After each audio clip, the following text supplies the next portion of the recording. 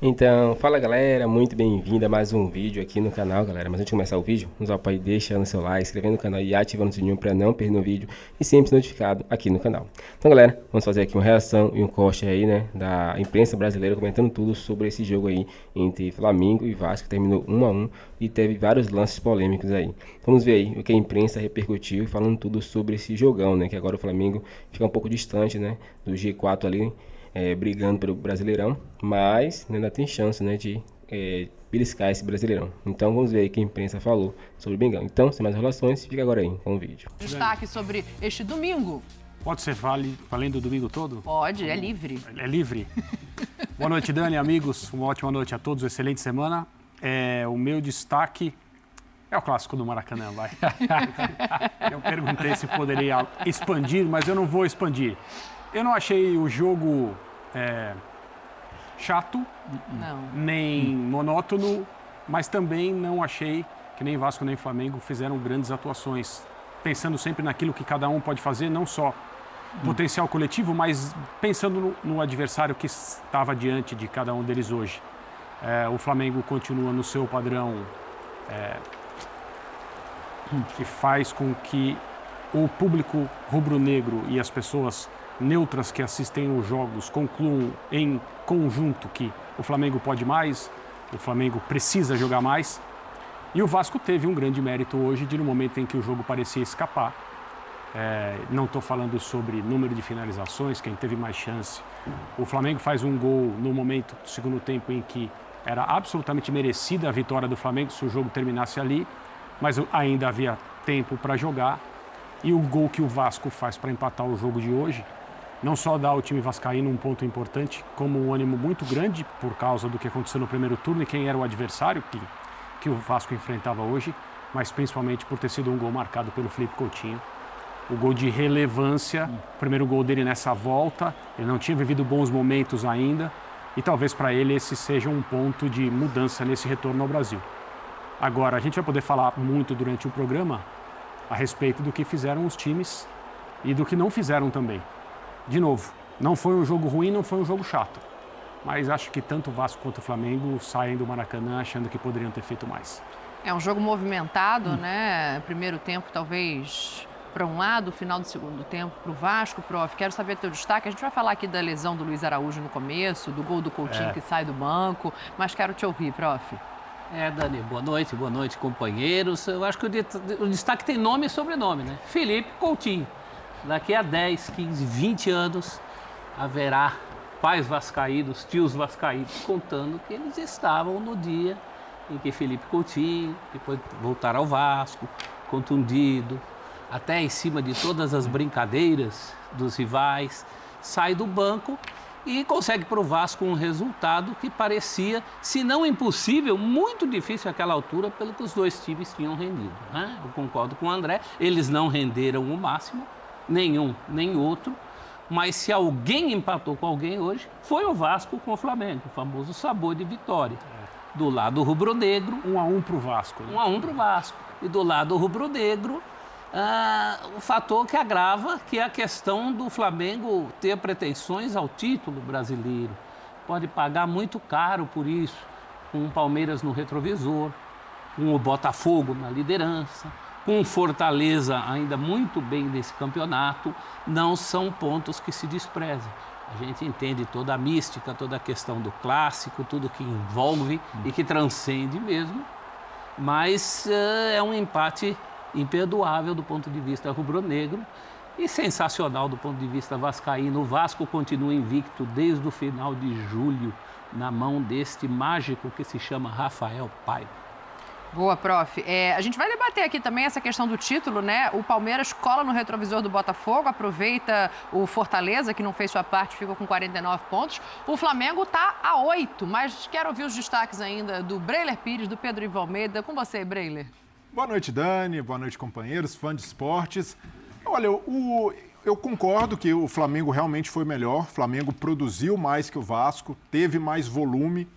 E é um jogo de 17 finalizações do Flamengo, bola na trave com o Bruno Henrique, bola no travessão do Léo Ortiz, Flamengo criando muito, desperdiçando, mas o Vasco o tempo inteiro vivo de alguma maneira no jogo. E o Paiva, com as mexidas, tentando consertar o que não dava certo. E o prof falou que ele é um mágico para esse time do Vasco, curiosamente é o apelido do Felipe Coutinho também, mas faltou a magia do Paiva antes. Poderia ter feito, antecipado as mexidas, já que o time do Vasco estava com dificuldade para engrenar, para jogar. Então, se essas mexidas tivessem acontecido antes, o Vasco poderia ter até tentado uma melhor sorte no jogo, porque faltava justamente a velocidade do time, a dinâmica que teve no contra-ataque, em que sai o gol do Felipe Coutinho, e por mais que o time possa ter deixado ali o torcedor apreensivo no primeiro tempo, mais uma vez com essa necessidade de melhorar no segundo que não jogou no primeiro, e também ter sido inferior ao seu rival, mas, por outro lado, se a gente analisa o contexto, no mesmo campeonato, o Vasco sofreu sua maior goleada para esse mesmo adversário na história do confronto, numa crise terrível, e hoje se vê na parte de cima da tabela, com uma distância muito confortável da zona de rebaixamento, podendo focar no objetivo da Copa do Brasil, e o principal, num jogo em que um empate é um banho de autoestima para o torcedor vascaíno, por arrancar esse resultado e principalmente pelo Felipe Coutinho ter jogado 20 minutos e marcado um gol. Porque havia ali... Ele jogou apenas 4 partidas, ficou mais de um mês fora e volta marcando um gol de empate, um gol que dá um ponto importante para o Vasco nesse cenário todo. Então, hoje sim, o torcedor vascaíno pode dizer que o Coutinho voltou e que o time está resistindo, o time está brigando e querendo demais nessa temporada sob o comando do Paiva. É mais de 63 mil pessoas no Maracanã. Se você perguntar aos torcedores que saíram dali, provavelmente os torcedores do Vasco, apesar do volume final de jogo, estão mais satisfeitos do que os do Flamengo, né, Pedro? Tudo bem? Tudo bem, Dani. Achei que o Dani não ia deixar eu falar, mas um beijo especial para você. Não, claro. Eu estava ansioso por esse momento. Achei que ela tentou... Você não percebeu a ordem da dinâmica? Eu tentei, claramente ela tentou... Eu não entendi, tinha que ser o primeiro, mas era isso? É uma linha de passe especial com você, Daniela, professor Breilha, André, agora falando sério. Você traz essa observação e é importante essa sensibilidade, porque o clássico, ele permite isso. O clássico tem viradas, né? Situações, viradas de chave dentro de ano, dentro de competição. E um clássico é um clássico onde um time jogou mal, o Vasco jogou mal, o Vasco teve um primeiro tempo, sabe, de em algum momento torcer para acabar o primeiro tempo e comemorar que não levou gol. O Vasco teve dificuldade no segundo tempo, o Vasco não se encontrava em campo e a torcida sai feliz, a verdade é essa. E um Flamengo que teve bons momentos no primeiro tempo, não dá também para ficar só com o recorte final do vacilo, sabe, de não segurar a bola, de tomar um gol, sabe. O Flamengo, o time que é, para as pretensões que tem, ele não pode se perder dentro de uma partida do tamanho de um clássico ou mata-mata, que seja como se perdeu hoje. Sai incomodado, insatisfeito, porque a grande estrela do rival que não vinha jogando ainda faz um gol, você deixa escapar 2 pontos numa briga que você ainda quer de título, você teve um primeiro tempo, sim, bom, o Flamengo tem boas notícias de primeiro tempo, a movimentação do Plata, estreando, do Gerson, joga uma barbaridade de bola. O Arrascaeta e o Bruno Henrique, a movimentação deles é muito interessante. Isso sem falar do que jogou e do que joga Léo Ortiz. Então, tudo que o Flamengo teve de bola, teve de criação, teve de circulação, teve de aceleração e fez um gol. E não mata, e não segura essa bola no pé. O Flamengo tem qualidade no seu elenco para segurar essa bola no pé. Se cansou, tudo mais. O Vasco tinha dificuldade de jogar. E o Vasco precisou de uma bola para ferir esse Flamengo. Então, acho que é algo que o Flamengo precisa pensar. O Flamengo também vai precisar pensar sobre finalização sem o Pedro. Sobre não basta ter a movimentação do Plata, o Gerson saindo de um lado para o outro, a Arrascaeta fazendo uma que seria ali do Luiz Araújo, o Bruno tentando se movimentar, o volume, 17 finalizações que a gente falou, né? E você não espetar, você vai ter que espetar um Peñarol dentro de casa para fazer vantagem, você vai ter que machucar um Peñarol talvez fora de casa para se classificar, falando de Libertadores. Numa semifinal de Copa do Brasil também você vai precisar se impor, e aí você olha para um jogo desse tamanho, você sai muito incomodado, porque você sente essa coisa do... Quando parece que tem uma boa atuação, a gente estaria aqui falando de uma grande vitória, de uma atuação assim espetacular do Gerson, do Léo Ortiz, de um primeiro tempo que botou o adversário, sabe? Só que ele precisa entender também contra quem ele está jogando, porque o Vasco, que empata contra o Flamengo hoje, ele virou isso aí nas últimas semanas, nos últimos meses, sob o comando do Rafael Paiva. Ele não joga bem, ele não joga bem contra o Atlético Paranaense. Em Curitiba, quando se classifica. Mas ele não se ausenta, né? Ele tem momentos muito complicados contra o Atlético Paranaense em São Januário, mas ele vira, ele compete, ele tem um gol, ele sustenta a pressão, ele não se entrega contra o Flamengo. O Vasco, de alguns anos atrás, tomar 1-0 do Flamengo era... Você podia trocar de canal, você podia fazer outra coisa, porque ou o Flamengo ia sustentar com muita tranquilidade, ou o Vasco ia tomar mais. E hoje não. Então o Flamengo também tem que saber quem é que está do outro lado. Saber que time é esse. E pecou muito aí. O que para mim é pertinente na discussão sobre o Flamengo, eu vejo a maioria das pessoas criticar a falta de jogo, a falta de gol, a falta de ofensividade, mas o time pode mais. Eu acabei de usar essa frase também, né? O Flamengo pode mais. Mas o que mais me estranha, sendo um time treinado por essa comissão técnica, o jogo de hoje ilustra bem. Se o Flamengo tivesse conseguido fechar o jogo depois do gol do Gerson, com posse, com solidez defensiva, a gente diria que, olha, foi brilhante? Não foi. Mas foi melhor do que o Vasco o tempo todo. Sim. Fez um gol de rara capacidade coletiva, né? O Wesley, De Arrascaeta, Gerson. O Gerson jogou demais, o Léo Ortiz jogou demais e o Flamengo fez uma partida correta, quente, importante contra um adversário que é diferente dos outros. Né? A gente falaria. E ganhou. Acabou. Haveria pouco espaço para qualquer crítica, mesmo porque mais um jogador se machucou, e é um jogador que era meio um super-herói, porque todo mundo se machucava e ele não. Né? E o Arrascaeta entrou meio na emergência, ficou mais tempo em campo do que deveria, do que talvez até pudesse ficar, mas não, o Flamengo não consegue fechar o jogo. Sim. E não é que não consegue fechar o jogo porque não faz o segundo gol, não consegue fechar porque mostra de novo fragilidade defensiva, e para mim esse é o ponto estranho. Porque ao longo da carreira do Tite, ele teve até alguns times que eram ofensivamente interessantes, no sentido de estão jogando talvez no máximo da sua capacidade. Extremamente maduras nesse cenário. Com mas 1-0 nesse cenário, no fim do jogo. acabava o jogo. O zagueiro não ia vacilar como o Léo Pereira vacilou. 1-0 no meio do primeiro tempo, acabou o jogo. Exato. Pode, como você falou, pode trocar de canal. E não foi só hoje, não é só hoje. Aliás, exceto o recorte do campeonato estadual, que a gente de novo insistiu, foram feitas poucas ressalvas, isso tem pouca relevância para o que interessa no calendário de um time como o Flamengo, mas fora o campeonato estadual, o Flamengo é um time que permite ao adversário, e permitiu hoje. E o gol que o Flamengo toma, para um time que está brigando e tem a pretensão que o Flamengo tem na temporada, é inadmissível, é de chegar no vestiário, de ter bronca, de ter conversa num tom alto.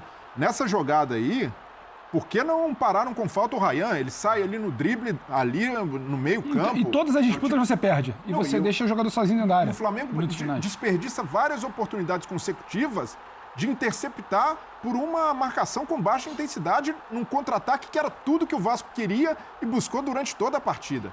O Tite, assim... Eu não sei o que ele tem com o Gabigol, não sei se é algo pessoal, não sei nem quero saber. O que eu quero saber é o seguinte: por que, Tite? Por que priorizar o Carlinhos e não o Gabigol? Cara, o Carlinhos é um jogador fraquíssimo, com todo o respeito ao jogador Carlinhos, ao atleta, ao lado pessoal do Carlinhos, que tem uma história de vida linda, linda, linda, maravilhosa, de superação. Bato palma para tudo que ele vem conquistando. Mas, gente, não é jogador para Flamengo. A verdade tem que ser dita. Em alguns momentos fez o golzinho dele lá, tem 2 gols com a camisa do Flamengo. Mas, cara, botar o Carlinhos e não colocar o Gabigol, e aí eu tô vendo um monte de gente xingando o Gabigol. Beleza, você pode xingar o Gabigol o que for, mas o Gabigol entrou numa posição que nem é a dele. Ele entrou no lugar do Arrascaeta, gente. De novo, pelo segundo jogo seguido. Aí você vai culpar o Gabigol? O Gabigol já está sem motivação alguma. Aí o cara me bota o Gabigol numa posição que não é dele. E ele vê o Carlinhos, com todo o respeito ao Carlinhos, novamente aqui, repito, ele vê o Carlinhos entrar na frente dele e ele não entrar. Eu, com todo respeito, repito pela terceira vez aqui, eu tenho respeito absurdo pelo Carlinhos, mas o Tite priorizar o Carlinhos ao invés do Gabigol, não dá, né? Não dá. E outra, eu quero ver se hoje o senhor Marcos Braz vai dar entrevistazinha na Zona Mista. Na hora boa ele aparece. Eu quero ver na hora ruim, porque esse resultado foi ruim, sim. Sobretudo se a gente analisar o contexto do jogo. Qual é o contexto do jogo? O Flamengo foi melhor, 1-0, tomou um empate no fim, após apresentar uma certa soberba em campo. Soberba. O Flamengo foi bem no jogo. O Flamengo foi bem. Não aproveitou as oportunidades criadas, porém, o time foi bem. Isso precisa ser dito. Mas é um empate com gosto de derrota. Derrota. Ainda mais se a gente analisar a tabela do Campeonato Brasileiro agora, fica mais complicado, fica mais difícil. Eu sei que o Flamengo tem um jogo a menos que o Botafogo, tem um jogo a menos que o Palmeiras, tem um jogo a menos que o Fortaleza. Mas hoje, o Botafogo líder está a 8 pontos do Flamengo. E o Botafogo vem jogando o fino da bola. O fino da bola. Inclusive, ontem aconteceu aquilo que eu imaginava. O Botafogo deu um choque de realidade no Corinthians. Sabe por quê? O Flamengo conseguiu perder para o Corinthians e conseguiu deixar o torcedor corintiano animado com a temporada depois da atuação do Flamengo contra o Corinthians. O Flamengo no Campeonato Brasileiro é uma outra equipe. Uma outra equipe. Léo Pereira tem que ser criticado, não pode tentar cavar pênalti. Ele tentou cavar pênalti na jogada seguinte, o Flamengo tomou gol. O Tite precisa explicar na entrevista coletiva por que não colocar o Gabigol. Ele precisa explicar isso. Por que não colocar o Gabigol? Por que colocar o Carlinhos?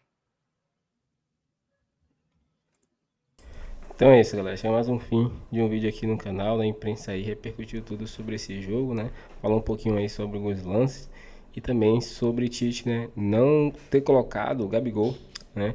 No lugar de Bruno Henrique, né? E ter colocado ali, né? Carlinhos, né? Visto que o Carlinhos ele não vem bem pelo Flamengo, ele vem jogando sempre mal aí, entrando, né?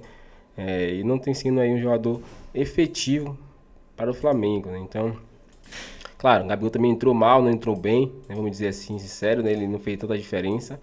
Mas entre Carlinhos e Gabigol, né? Acredito que pesa mais para Gabigol, porque é um jogador que tem uma história para o Flamengo, né? Ele é decisivo, ele não tá tendo, não estava tendo minutos, né? Mas com a lesão de Pedro era para ele ter mais, né? Mais minutos, né? É claro, precisa também Gabigol ele estar mais disponível, né? Se doar mais o campo, parece que ele não tá nem aí quando ele entra. Normalmente toca na bola, né? Então, tem pesa isso também pro jogador, né? Que parece que ele não tá se esforçando muito, né? A gente vê a diferença entre Carlinhos e Gabigol. Carlinhos vai até a zaga lá para poder ajudar, né? Carlinhos não, Luiz Araújo, né? Então, ele vai até a zaga lá para poder ajudar o time, né? Ali na reposição e tal, e volta pro ataque. Já Gabigol normalmente faz isso, né? Então, eu também que tem que se doar mais para poder ganhar essa titularidade aí, né?